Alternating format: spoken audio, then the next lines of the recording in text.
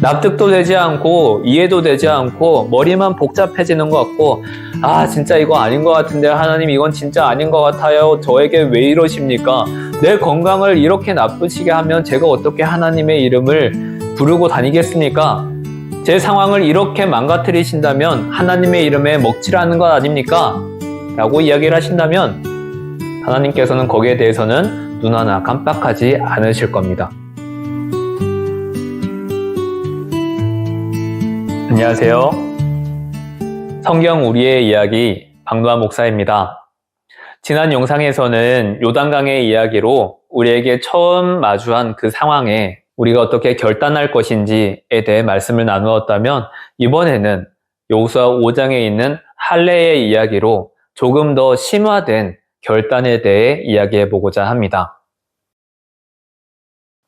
여호수아 5장의 말씀을 천천히 묵상해 보시면 하나님께서는 이스라엘 사람들에게 할례를 명령하시고 그 할례를 통하여서 하나님께서 예비해 두신 축복이 무엇인지를 명확히 말씀해 주십니다. 근데 여기서 한 가지 의문이 있습니다. 왜 꼭 지금이어야 할까요? 바로 여기에 포인트를 두고 함께 말씀을 나누어 보고자 합니다. 왜 지금일까요? 하나님, 할례를 꼭 지금 해야 합니까? 라고 물을 수 있는 상황, 아마 여러분들도 다 있으시지 않을까요? 사업을 하시는 분들도, 회사를 다니신 분들도, 직업적으로나 아니면 건강적으로나 관계적으로나 하나님 왜 나에게 이런 일을 겪게 하십니까? 하나님 왜 하필이면 지금입니까? 제가 조금만 더 하면 내가 목표했던 것을 성취할 수 있을 것 같은데 왜 하나님 제 인생에 지금 브레이크를 거십니까? 라고 물을 만한 상황들 있지 않으십니까? 그때 이 말씀을 펴고 묵상해 보십시오. 왜 하나님께서 지금 나에게 그렇게 하시는지에 대해 알 수 있을 것입니다. 여호수아 5장 2절 3절입니다. 그때 여호와께서 여호수아에게 이르시되 너는 부싯돌로 칼을 만들어 이스라엘 자손들에게 다시 할례를 행하라 하시매 여호수아가 부싯돌로 칼을 만들어 할례산에서 이스라엘 자손들에게 할례를 행하니라. 여러분, 여기서 한 가지 생각해 보아야 할 점은 여호수아 2장에서 이들은 여리고성을 향해 정찰병을 보내둔 상태입니다. 즉 여리고성과 지금 길갈의 거리가 그리 멀지 않다는 것입니다. 지도를 보시면 아마 현대 지도와는 조금 차이가 있을 수 있겠지만 현대에서도 길갈이라는 지명을 그대로 쓰고 있고 여리고라는 지명을 그대로 쓰고 있는 것으로 보아 이 성읍들이 지금까지 쭉 이어져 온다고 가정을 했을 때에 이 두 성읍의 거리는 불과 14km에서 15km 사이를 넘지 않습니다. 여러분, 이 정도 거리면요, 성인 남성이 3시간이나 4시간 정도 걸으면 충분히 닿을 수 있는 거리입니다. 바로 이곳에서 하나님은 할례를 명령하셨습니다. 아니, 왜 이렇게 적진이 가까이 있는데 하나님께서는 왜 굳이 지금 할례를 명령하시는 것일까요? 아마 제가 여호수아나 여호수아 밑에 있었던 장수였다면 이렇게 말했을 것 같습니다. 할례? 해야죠. 그 할례야말로 우리는 하나님의 백성이다 라는 언약의 징표이니 마땅히 해야죠. 그런데 우리가 여리고성을 정복을 하고 조금 우리의 상황이 안정화되면 그때 합시다 라고 얘기할 수 있을 것 같아요. 여러분들이라면 어떻게 대답하시겠습니까? 하나님께서 지금 할례를 해라 라고 하셨을 때 어떻게 대답하실 것 같습니까? 여러분, 창세기 34장에 나오는 야곱의 딸 디나 사건 아시죠? 디나가 그 세겜 사람들에게 봉변을 당했을 때 시므온과 레위가 그 사람들에게 거짓 꾀를 내어댑니다. 너희 할례 받아라. 그리고 우리랑 같이 세력을 합치자라고 합니다. 그러자 세겜 사람들이 오케이 하죠? 그리고 이 사람들의 할례를 받고 거동이 불편할 때에 시므온과 레위와 무리들이 쳐들어가서 그 성읍을 다 진멸시켜버리는 이야기가 창세기 34장에 잘 기록되어져 있죠. 여러분, 생사를 잘라내는 일입니다. 당시는 지금처럼 의학이 발전되지도 않았을 뿐더러 본문의 말씀 보시면 부싯돌로 칼을 만들어서 이 할례를 행하라고 하는데, 그러면 솔직히 2차 감염의 위험도 있고 설사 잘 안 문다 할지라도 적어도 이틀에서 3일 정도는 전투력이 뚝 떨어질 수밖에 없잖아요. 그런데 하나님께서 왜 지금 이 상황에 굳이 할례를 하라고 말씀하시는 걸까요? 하나님께서는 때로는 우리에게 가장 위급한 순간에 우리의 믿음을 보이라 라고 말씀하십니다. 야고보서 말씀해 보시면 2장 17절에 행함이 없는 믿음은 그 자체가 죽은 것이라. 어떤 사람은 말하기를 너는 믿음이 있고 나는 행함이 있으니 행함이 없는 내 믿음을 내게 보이라. 나는 행함으로 내 믿음을 내게 보이리라 하리라.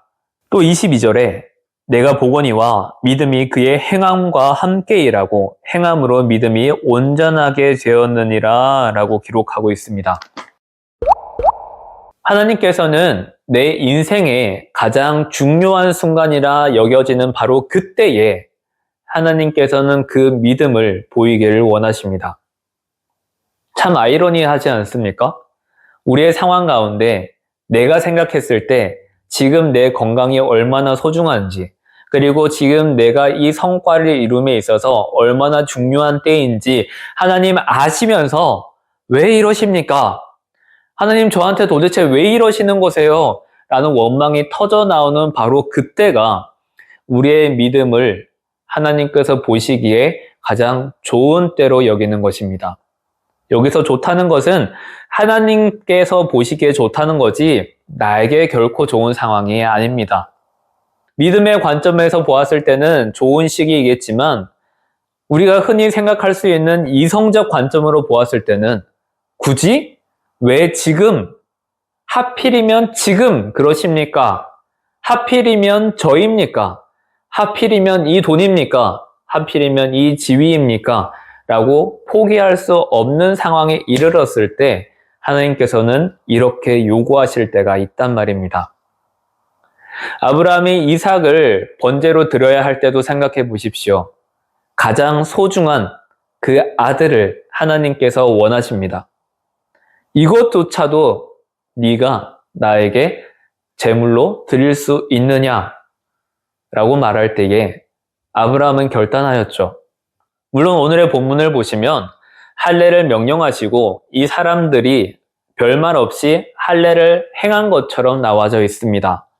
그런데 적어도 이성을 가진 사람이라면 이 상황에 대해 의문을 품을 수밖에 없겠죠. 적지는 바로 3시간 거리에 있고 이들이 여리고성에 정탐꾼을 보낸 것처럼 당연히 여리고성 사람들도 이들 사이에 정탐꾼을 보내놨겠죠. 그리고 만약에 정탐꾼의 정보가 여리고성에 들어간다면 지금 이 사람들이 할례를 받아서 전투 능력이 완전 상실되었으니 지금 쳐들어가면 됩니다 라는 보고가 들어가게 된다면 이스라엘 사람들은 얼마나 큰 위기에 처하게 되는지 우리는 충분히 알 수 있습니다. 그럼에도 불구하고 하나님께서는 할례를 행하라 라고 말씀하시는 그 의도가 무엇인지 우리는 거기에 초점을 맞춰야만 합니다. 하나님은 왜 이 상황이어야만 합니까? 하나님 왜 지금이어야만 합니까? 하나님 왜 저입니까? 라고 묻게 될 때에 우리는 나의 관점보다 하나님께서 어떻게 이 상황을 보시는지 조금 관점을 바꿔야만 합니다. 하나님께서 이런 위험성을 다 모르고 말씀하실까요? 여기에서 파생될 수 있는 여러 위험 요소들을 모르신 채로 그냥 무작정 말씀하실까요? 아니죠. 하나님께서는 다 알고 계십니다. 정작 진짜로 만약 여리고성 사람들이 쳐들어왔더라면 하나님께서는 또 거기에 대한 방비를 해 주셨을 겁니다. 그런데 이러한 위험한 요소들이 그대로 산적해 있음에도 불구하고 왜 할례를 하기를 원하셨느냐? 그것이 바로 9절에 나타나 있습니다. 9절의 말씀 보시면 여호와께서 여호수아에게 이르시되 내가 오늘 애굽의 수치를 너희에게서 떠나가게 하였다 하셨으므로 그곳 이름을 오늘까지 길갈이라 하느니라. 아멘. 할례를 마치고 이 사람들이 진중에서 낫기를 기다리며 쉬고 있었습니다. 그리고 하나님께서는 이렇게 선포해 주셨습니다. 너희의 수치를 떠나가게 하셨다라고 말입니다. 만약 이들이 하나님 지금은 아닌 것 같아요. 여리고성 정복하고 나서 그때 할게요 라고 거부했더라면 하나님께서 이런 수치를 떠나가게 하는 축복을 주셨을지 알 수 없는 것이죠. 아니 애시당초 여리고성을 정복할 수 있었는지조차도 알 수 없게 되는 것이죠. 그런데 하나님께서 말씀하시는 이 할례에 대한 순종을 이루었더니 이제는 수치를 떠나가게 하셨다라는 축복이 이들 가운데에 임하게 된 것입니다.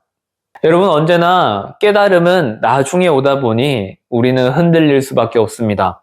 당장 내 눈앞에 보이는 상황에 나를 둘러싸고 있는 인과관계에 우리는 흔들릴 수밖에 없습니다. 그런데 그때 하나님께서는 더 강건히 우리를 붙잡아 주십니다. 아니 말도 안 되는 명령을 해주신 것 같은데 도저히 납득이 되지 않는 명령을 하신 것 같은데 그런데 우리와 함께 하신다고요? 이 무슨 말도 안 되는 말입니까? 정말로 말 자체가 안 되는 거죠. 그런데 믿음은 바로 그럴 때에 연단이 됩니다. 참 이상하죠. 애시당초 그런 상황을 안 만들면 되잖아요. 근데 하나님께서는 그런 상황에 우리를 밀어 넣으시고 그런 상황임에도 불구하고 우리가 순종하는지 아니면 내 이성을 따라가는지를 저울질하시는 것 같습니다. 끝까지 우리가 여호와 하나님만을 의지하고 있는지 아니면 내 힘과 내 능력과 내 판단을 의지하고 있는지에 대한 이 갈림길 앞에서 하나님께서는 바로 여호와의 길을 선택하길 원하는 우리를 기다리고 계신 것입니다. 거창한 걸 원하지도 않으십니다. 앞선 영상에서 소개했던 것처럼 요단강에 그 제사장들의 발을 넣기만 했을 뿐인데 하나님께서는 그 강물을 멈춰 주셨던 것처럼 오늘 할례의 이야기 역시 조금 더 그 중대함은 깊어졌을지 모르지만 하나님께서는 이 상황에 대해 너희가 순종하는지 아니면 그것을 거역하는지를 보고 계신 것입니다. 납득도 되지 않고 이해도 되지 않고 머리만 복잡해지는 것 같고 진짜 이거 아닌 것 같은데 하나님 이건 진짜 아닌 것 같아요. 저에게 왜 이러십니까? 내 건강을 이렇게 나쁘시게 하면 제가 어떻게 하나님의 이름을 부르고 다니겠습니까? 제 상황을 이렇게 망가뜨리신다면 하나님의 이름에 먹칠하는 것 아닙니까? 라고 이야기를 하신다면 하나님께서는 거기에 대해서는 눈 하나 깜빡하지 않으실 겁니다. 왜요? 여러분 그것은 내 관점이니까요. 우린 여기서 많은 착각을 하게 됩니다. 그리고 많은 그리스도인들이 여기서 넘어집니다. 마치 자신의 상황이 안위함으로 흘러가야 하나님께서 영광 받으시는 것처럼 착각하는 거죠. 하나님께서 애시당초 이 할례를 받아야 하는 상황에 밀어넣지 않으실 겁니다. 그런데 하나님께서는 전쟁을 바로 코앞에 두고 있는 상황에서 전투 불능 상태에 만드셨다니까요.